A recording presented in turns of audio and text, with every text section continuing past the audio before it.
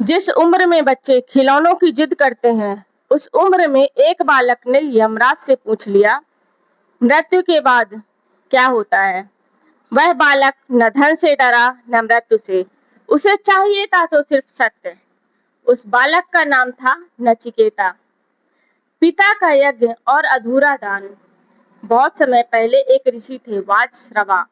उन्होंने एक बड़ा यज्ञ किया। यज्ञ के बाद दान देने का समय आया, लेकिन समस्या यह थी कि वाजश्रवा दान तो कर रहे थे, पर जो गायें दान में दे रहे थे वे बूढ़ी, कमजोर और बेकार थीं। वे न दूध दे सकती थी, न खेती में काम आ सकती थी। यानी बाहर से तो दान दिख रहा था, लेकिन भीतर से वह सच्चा दान नहीं था। यह सब उनके छोटे से पुत्र नचिकेता देख रहे थे।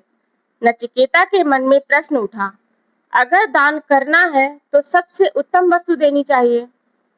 फिर पिताजी ऐसा क्यों कर रहे हैं? नचिकेता ने अपने पिता से पूछा, पिताजी, आप मुझे किसे दान करेंगे? पिता ने उत्तर नहीं दिया। लेकिन नचिकेता चुप नहीं हुए। उन्होंने फिर पूछा, पिताजी, मुझे किसे दान करेंगे? तीसरी बार फिर वही प्रश्न।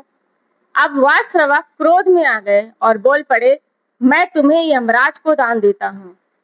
ये शब्द गुस्से में कहे गए थे, लेकिन नचिकेता ने उसे मजाक नहीं समझा। उन्होंने सोचा, पिता के मुख से निकला वचन असत्य नहीं होना चाहिए।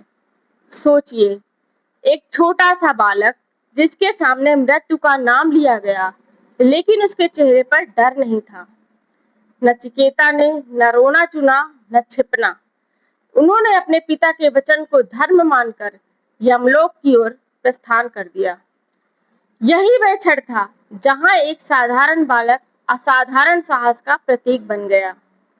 जब नचिकेता यमलोक पहुंचे तो उस समय यमराज घर पर नहीं थे। नचिकेता ने इंतजार किया।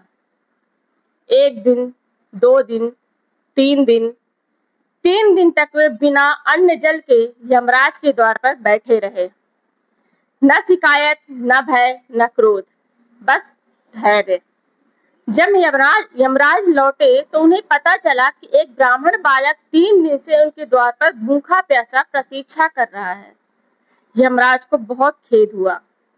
उन्होंने कहा, तुमने मेरे घर में 3 रातें अतिथि बनकर बिताई और मैं तुम्हारी सेवा नहीं कर पाया, इसलिए मैं तुम्हें 3 वरदान देता हूँ। अब ये 3 वरदान कौन से हैं, ये मैं बताऊंगी आपको अपनी अगली वीडियो में। तब तक बने रहिए और मेरी नेक्स्ट वीडियो का इंतजार कीजिए। अगर मेरी ये कहानी अच्छी लगी हो तो लाइक, फॉलो और कमेंट जरूर करिए। और जब भी किसी को दान कीजिए तो ऐसी चीज दान कीजिए जो आपके जरूरत की हो और दूसरे के भी काम आ सके। जो चीज आप ले नहीं सकते वो चीज आप दो मत, क्योंकि उसका कोई पुण्य नहीं है बल्कि पाप लगता है। इसलिए अगर आप किसी को दे के पुण्य कमाना चाहते हो या सोचते हो कि उसे दे के मेरी तरक्की होगी, मेरी वाहवाही होगी, तो ऐसा कुछ नहीं होता। वो और आपको दिन रात सरापता है। इसलिए दो तो अच्छी चीज दो, नहीं तो मत दो। नमस्कार।